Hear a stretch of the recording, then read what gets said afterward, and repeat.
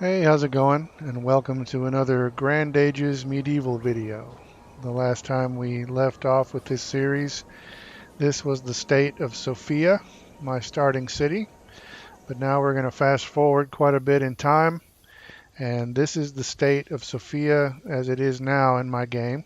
You can see that quite a few expansions and improvements have been made. We got a nice defensive wall.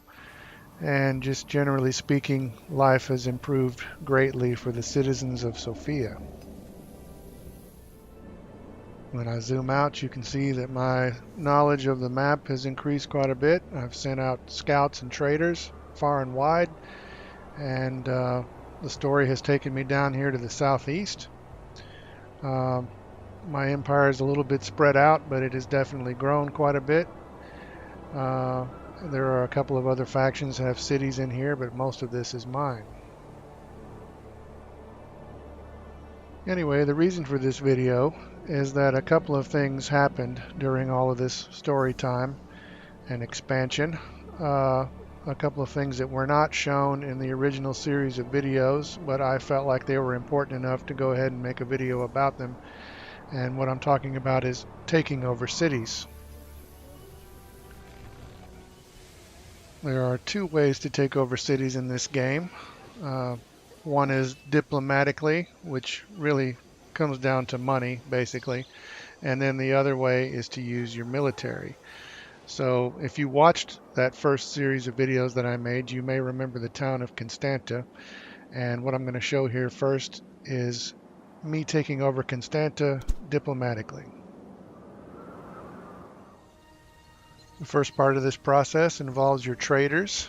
And what you want to do is to bring goods that the city does not have. So here you can see a couple of my traders coming on into town carrying rare and wonderful items. Bringing the right goods will raise your popularity in the town. Is there anything else we need to clarify? And popularity is that number up there next to the word Constanta, and you can see it just jumped to 100%. Now it's 99%. And the goal is to have that number above 95%. Well then, tell me about your offer. The next number to be concerned about during this process is the sympathy level of the person you're talking to on this screen, the mayor. And this is where your money comes in. You're basically bribing them for sympathy. And so that sympathy level needs to be above 80%. Agreed.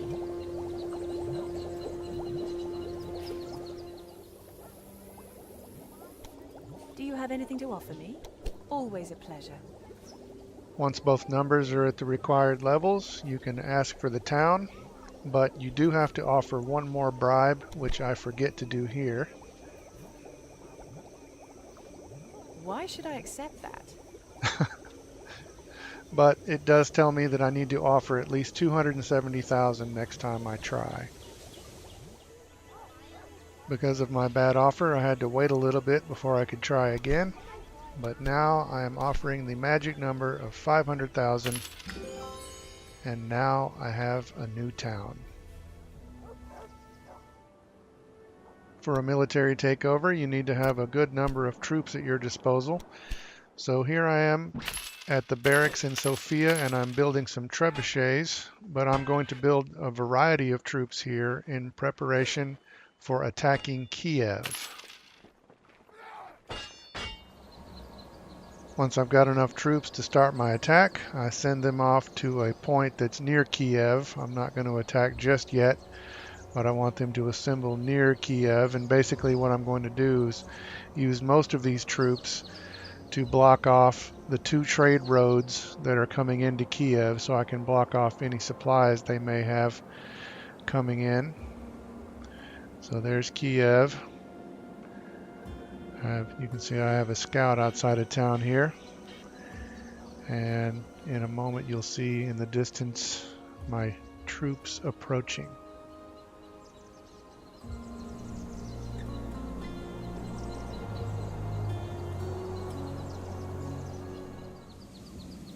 So the next thing that needs to happen is I need to break any trade or transit agreements I have with these people, and I have both.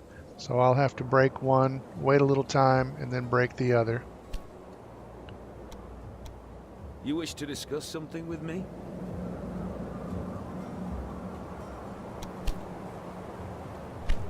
No more trade. At least we have our transit agreement.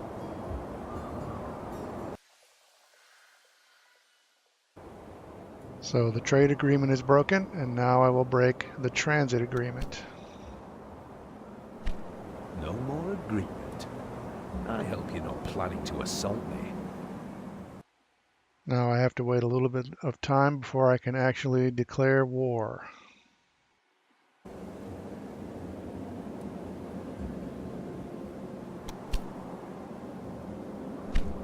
War? Who are you in cahoots with? Now it's time to block off these trade routes, these roads into the city. Let's move. So I'm going to send one archer, one axeman, one swordsman, Let's get to it. one cavalry. I think I have mounted archers. I'm going to send one of each over Time here, to start crawling. and then I will send the others to the other side of town. Move it! Then while they are blocking the road, I'll have the trebuchets As you command. attack. And oh, we're already getting into some skirmishes here.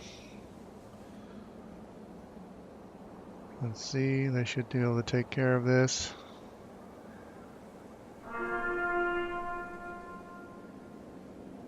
The other guys are in position. And okay, we won that battle, and now they're returning to their post. And the trebuchets are firing. So we're attacking them. They are counterattacking, and as you'll see here in a second on the right side of the screen, they will destroy a trebuchet. And these trebuchets will get destroyed, your troops will be killed and lose morale, and so you have to replace these things as the battle wears on. I'm replacing my lost troops and trebuchets in Odessa and Constanta. I'm using one city to build the trebuchets and then the other one to recruit troops. No problem. And then just every once in a while I send them up to join the attack, and the city's defense number continues to plummet.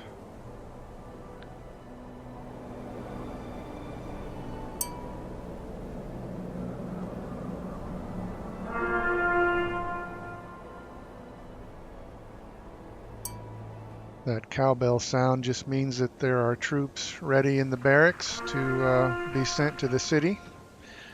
And here, I don't know what started it, but a forest fire broke out to the north of the town. My troops were not threatened, so they just kind of hung out and watched it. But kind of cool. I guess if a city did not have walls around it, maybe that would be a threatening thing. I'm not sure. But it is kind of cool. You can see the city itself is in a state of famine, I think. So they're not doing well at all. And there in the background you can see some of my troops leaving because of the morale problem I mentioned. So that's the morale issue I was talking about.